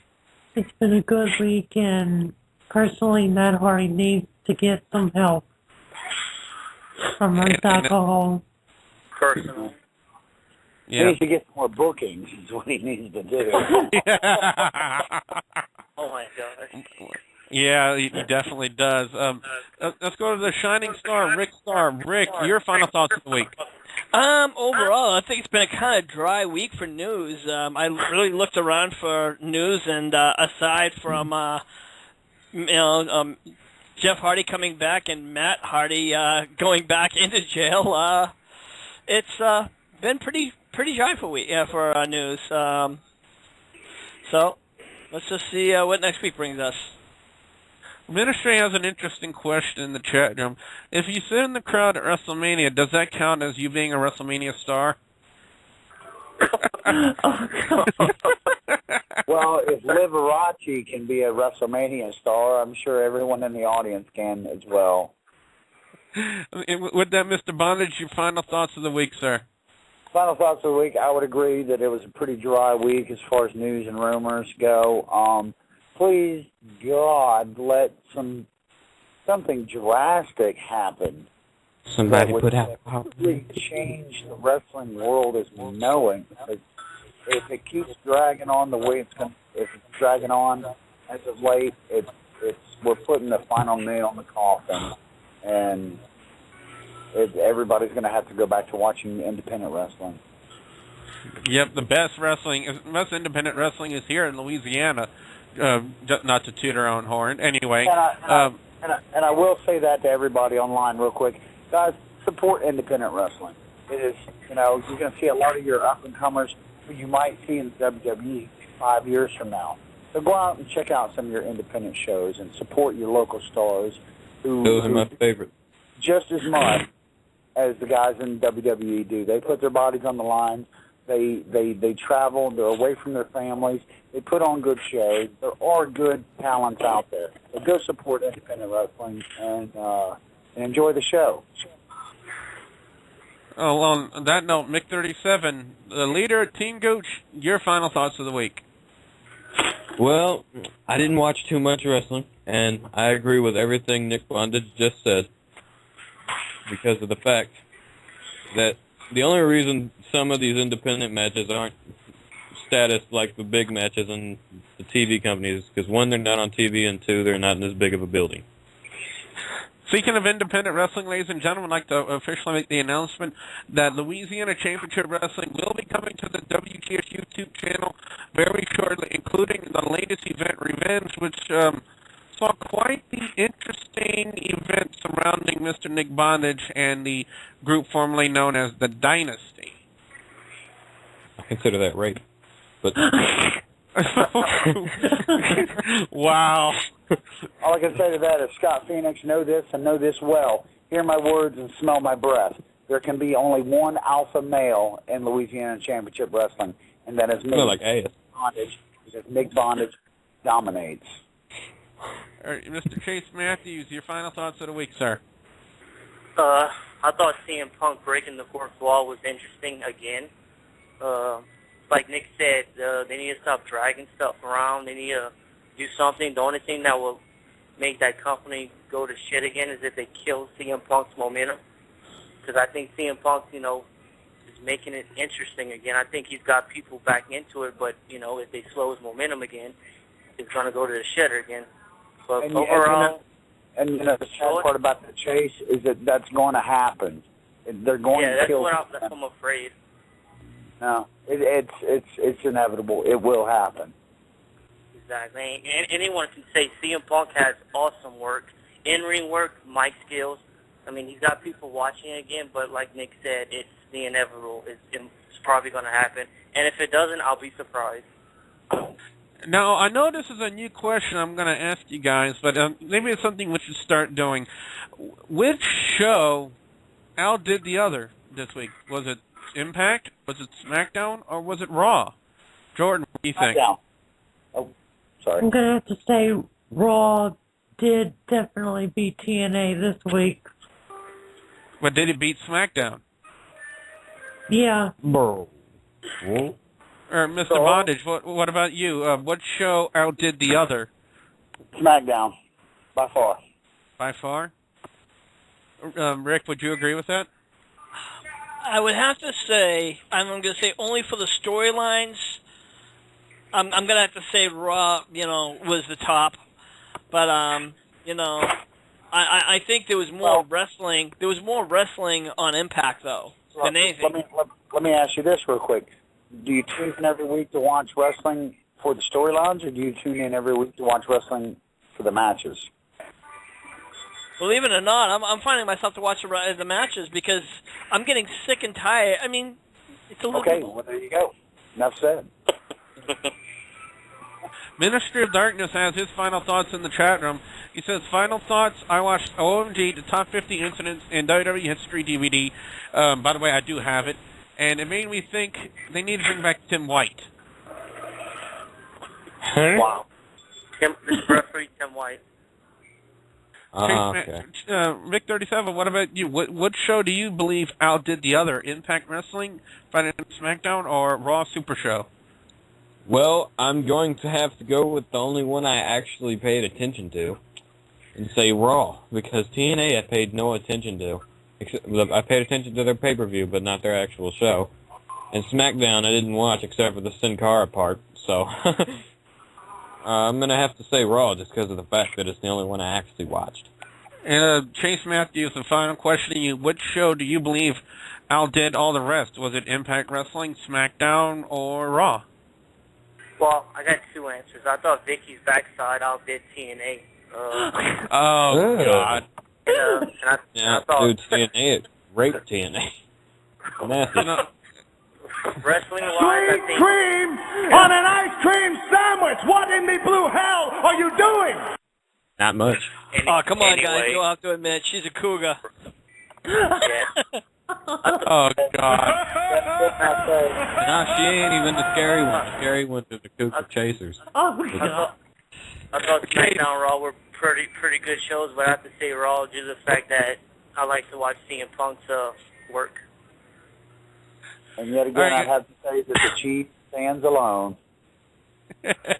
With that, ladies and gentlemen, that sadly brings us to the end of WrestleDOWN, the discussion of wrestling now. I'd like to thank everybody for joining me this week. The leader of Team Gooch, Mick 37, the shining star, Rick Starr, the king of NASCAR, Jordan, the doctor of chair shotonomics, Mr. Nick Bondage, the quote general manager of Gulf Coast Wrestling. I'm obligated to say it, ladies and gentlemen. Chase Matthews, the Studley Man, actually, in his review of TNA's No Surrender. I also like to thank the people in the chat room for tuning in. The Ministry of Darkness, Rev Jake, Ray Rules, Sonic Fanatic. I'd like to thank you guys for listening in and chatting in the chat room. With that being said, I'm Double B Billy Boudreaux saying, support your local whores. Sometimes they give up freebies. Good night, everybody.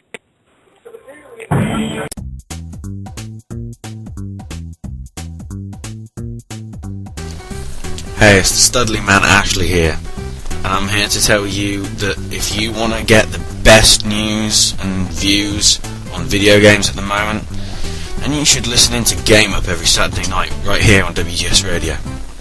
We'll take a look at some of the big video gaming news of the week, cover all the stories, whether they be stupid, fun, or downright serious. We'll also take a look back at some of the classic franchises and some of the classic games via reviews and retrospective look-backs.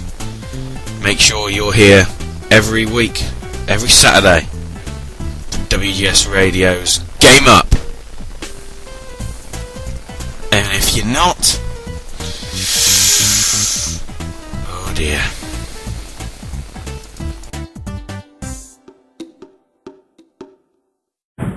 WrestleDOWN, the discussion of wrestling now, is a production of WGS Radio and presented by www.thewrestlinggamershow.com and brought to you by the king of NASCAR, Jordan's NASCAR Picks. When you need the best in NASCAR picks, you seek out the one, the only Jordan. Now available with Nick Bondage condoms. Oh my